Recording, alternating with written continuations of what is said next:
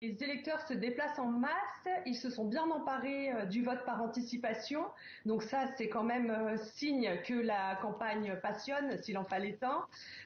Mais c'est vrai que tous les électeurs ne se valent pas dans cette campagne et votre sujet le montrait très bien. Le chiffre magique c'est 270 votes de grands électeurs et en fait il y a 7 États qui sont les États clés et dont on scrute particulièrement la participation. Elle est élevée dans ces 7 États clés. Il y a 2 États qui ressortent. Alors je ne sais pas si vous l'avez perçu, mais il y a 2 solutions en fait pour que l'un des deux l'emporte. C'est soit emporter la Pennsylvanie, le Michigan, le Wisconsin, avec donc cette Pennsylvanie qui est au centre vraiment des débats. Et puis deuxième solution, à ce moment-là, ce serait la Géorgie, la Caroline du Nord, et puis éventuellement, j'en oublie un. L'Arizona? L'Arizona, merci. Et donc ces 3 solutions-là avec la Géorgie au centre. Donc en fait, tous les électeurs ne se valent pas. Ceux de Pennsylvanie et ceux de Géorgie sont particulièrement courtisés. La Pennsylvanie parce que c'était un État très disputé. La dernière fois, il y a 19 grands électeurs. Et donc c'est possible pour les 2 candidats de l'emporter, même si les derniers sondages pourraient être bons pour Kamala Harris. Et puis la Géorgie, elle est au centre parce que je ne sais pas si vous vous souvenez de l'affaire qui a quand même concerné Donald Trump lors des dernières élections qu'il concernait. Il avait appelé le secrétaire d'État républicain de Géorgie pour lui dire il me faut des voix en plus là, il m'en faut plusieurs dizaines de milliers, donc il faut que tu me les trouves. Le secrétaire d'État avait refusé, c'est l'objet d'une affaire judiciaire. Donc la Géorgie aussi est particulièrement scrutée avec des risques de violence dans les 2 États malheureusement. Mathilde Philippe-Gay, demain les Américains renouvellent aussi une partie de leur congrès, il y a aussi des élections locales et parfois des référendums, mais la présidentielle, vous l'avez dit, reste centrale. Voyons les mécanismes de ce scrutin indirect et on revient vers vous.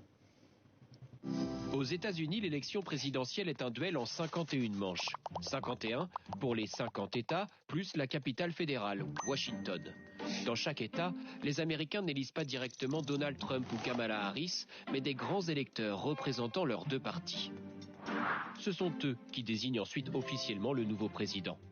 Lorsqu'un parti arrive en tête dans un État, même de justesse, il remporte l'ensemble de ses grands électeurs, comme s'il inscrivait des points. 538 grands électeurs au total, le premier candidat à 270 a gagné. Selon leur population, les États n'ont pas le même poids dans le scrutin. 54 grands électeurs en Californie, 3 dans le Delaware par exemple. Avec ce système, il arrive que le vainqueur ait obtenu moins de voix sur l'ensemble du pays. Comme en 2016, quand Donald Trump avait battu Hillary Clinton, seul compte le nombre de grands électeurs. De nombreux États votent presque toujours pour le même parti. Le Texas est républicain depuis 1980. Ce sont donc les quelques États où le résultat est incertain qui font basculer l'élection. Géorgie, Wisconsin, 2 des fameux swing states, le cœur du suspense. Voilà, le premier arrivé à 270 gagne, c'est le chiffre magique. Ça veut dire aussi qu'on peut être élu sans avoir la majorité des voix, sans le vote populaire. Ça a été le cas avec George W. Bush et Donald Trump. Est-ce que cette anomalie est questionnée, voire contestée par les constitutionnalistes aux États-Unis ? Alors, elle l'était peu jusqu'à présent, mais c'est vrai que Donald Trump a quand même réussi à instaurer cette espèce de suspicion sur le système électoral américain, en particulier donc sur les grands électeurs, avec des demandes de plus en plus fréquentes de réviser le système. Il y avait eu une contestation au XVIIIe siècle, au tout début, sur ce système des grands électeurs, alors qui était destiné à mieux prendre en compte les votes des électeurs. C'était les pères fondateurs américains qui avaient décidé ça. Mais ensuite, il y avait un certain consensus là-dessus. Mais c'est vrai que Donald Trump a réussi à instaurer le doute, alors non seulement sur le système des grands électeurs, mais aussi sur tout le système électoral qui finalement, si on regarde, moi je m'exprime en tant que juriste, je regarde toutes les affaires judiciaires concernant le droit électoral et je peux vous dire qu'à chaque fois, finalement, il y a très peu d'irrégularités aux États-Unis. Alors ça met du temps, le système fait que on met beaucoup de temps à avoir le résultat et à savoir que finalement tout était fait selon les règles, mais c'est quand même très rare qu'il y ait des irrégularités. Donc c'est quand même un peu injuste, si vous voulez, ce procès fait au système américain. Oui. Il est parfois obscur, c'est très long d'avoir les résultats, mais tout de même, le résultat final, alors si on enlève cette histoire d'écart de vote, alors là qui est très profondément contestable, pour le reste, c'est quand même un système qui n'est pas, comme le dirait Donald Trump, corrompu, avec des bourrages d'urnes, etc. Ça, c'est faux. À cause de ces affaires judiciaires, Donald Trump est celui qui a le plus à perdre en cas de défaite. Qu'est-ce qu'il risque ? Il risque la prison. Vous savez qu'il a 5 affaires qui le concernent, dont 3 qui potentiellement difficiles pour lui. La première, c'est celle qui a été remise. Alors, il est condamné. On sait qu'il est condamné à New York pour l'affaire de dissimulation de fonds de campagne, plus précisément parce qu'il a acheté le silence d'une personne, Stormy Daniels, sur ses vicissitudes passées, et donc avec qu'est-ce qui pourrait être une dépense de campagne. Donc ça, il a été condamné pénalement, simplement la peine a été remise à après l'élection présidentielle. Donc on sait qu'il est condamné, il pourrait très bien pour cela faire de la prison. Donc ça, c'est le premier risque après l'élection si jamais il n'est pas président. Deuxième risque, la Géorgie, je vous en ai touché quelques mots tout à l'heure, il a essayé de corrompre le secrétaire d'État géorgien, et donc ça, c'est sûr que ça pourrait aussi entraîner une condamnation. Et la troisième, évidemment, c'est le 6 janvier 2021, lorsqu'il avait essayé d'appeler à l'insurrection. Ça aussi, c'est relativement grave. Alors, il a eu une décision favorable de la Cour suprême qui lui a conféré une immunité pour tout ce qu'il a fait en tant que président. Mais reste quand même tout ce qu'il a fait en tant qu'homme, et il risque la prison. Il le sait, il n'a rien à perdre. Et moi, mon dernier séjour aux États-Unis, j'ai été surprise de la peur des démocrates comme des républicains d'une guerre civile, alors peut-être que c'est exagéré, mais en tout cas de troubles avec des armes dans les jours qui suivent les élections, parce que vraiment les Trumpistes n'ont rien à perdre. Les électeurs se déplacent en masse, ils se sont bien emparés du vote par anticipation, donc ça c'est quand même signe que la campagne passionne, s'il en fallait un. Mais c'est vrai que tous les électeurs ne se valent pas dans cette campagne, et votre sujet le montrait très bien. Le chiffre magique, c'est 270 votes de grands électeurs, et en fait il y a 7 États qui sont les États clés et dont on scrute particulièrement la participation. Elle est élevée dans ces 7 États clés. Il y a 2 États qui ressortent. Alors je ne sais pas si vous l'avez perçu, mais il y a 2 solutions en fait pour que l'un des 2 l'emporte. C'est soit emporter la Pennsylvanie, le Michigan, le Wisconsin, avec donc cette Pennsylvanie qui est au centre vraiment des débats. Et puis deuxième solution, à ce moment-là, ce serait la Géorgie, la Caroline du Nord, et puis éventuellement, j'en oublie un, L'Arizona. L'Arizona, merci. Et donc ces 3 solutions-là avec la Géorgie au centre. Donc en fait, tous les électeurs ne se valent pas. Ceux de Pennsylvanie et ceux de Géorgie sont particulièrement courtisés. La Pennsylvanie parce que c'était un État très disputé. La dernière fois, il y a 19 grands électeurs, et donc c'est possible pour les 2 candidats de l'emporter, même si les derniers sondages pourraient être bons pour Kamala Harris.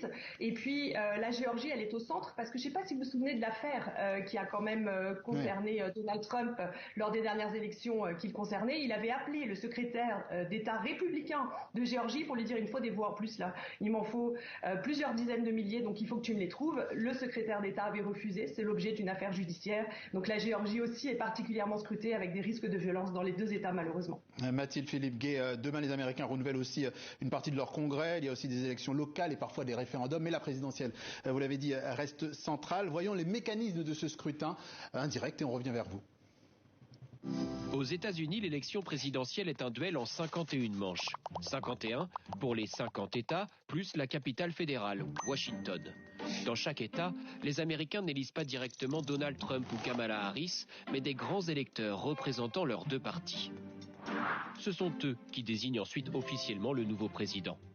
Lorsqu'un parti arrive en tête dans un État, même de justesse, il remporte l'ensemble de ses grands électeurs, comme s'il inscrivait des points.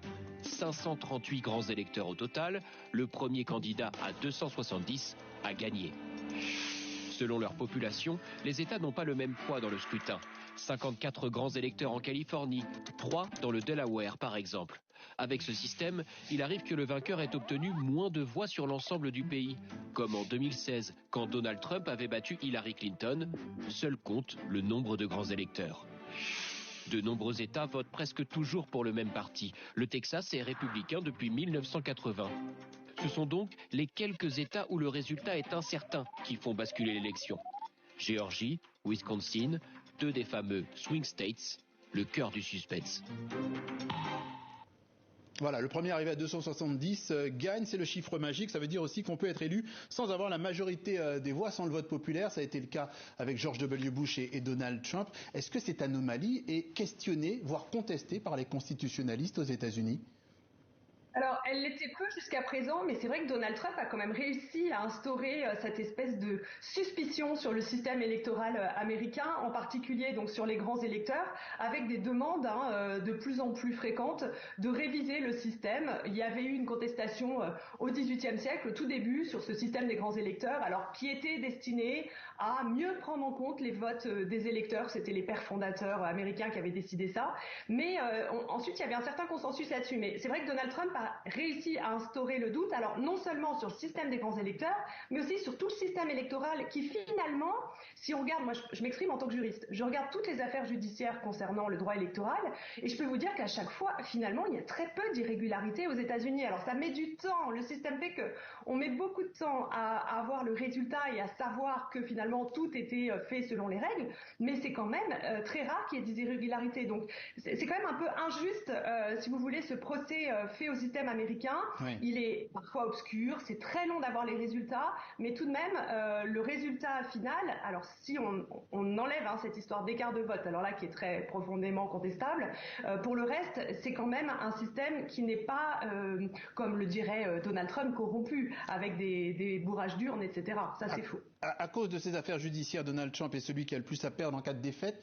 Qu'est-ce qu'il risque? Il risque la prison.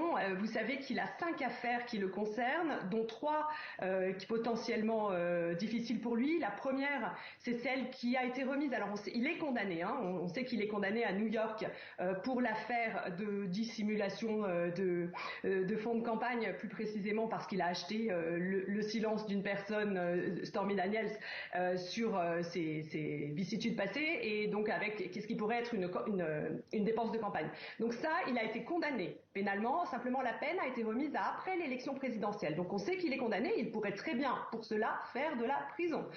Donc ça, c'est le premier risque après l'élection, si jamais il n'est pas président. Deuxième risque, la Géorgie, je vous en ai touché quelques mots tout à l'heure, il a essayé de corrompre le secrétaire d'État géorgien, et donc ça, c'est sûr que ça pourrait aussi entraîner une condamnation. Et la troisième, évidemment, c'est le 6 janvier, le 6 janvier 2021, lorsqu'il avait essayé d'appeler à l'insurrection. Ça aussi, c'est relativement grave. Alors, il a eu une décision favorable de la Cour suprême qui lui a conféré une immunité pour tout ce qu'il a fait en tant que président. Mais reste quand même tout ce qu'il a fait en tant qu'homme, et il risque la prison. Il le sait, il n'a rien à perdre. Et moi, mon dernier séjour aux États-Unis, j'ai été surprise de la peur des démocrates comme des républicains d'une guerre civile, alors peut-être que c'est exagéré, mais en tout cas de troubles avec des armes dans les jours qui suivent les élections, parce que vraiment, les Trumpistes n'ont rien à perdre.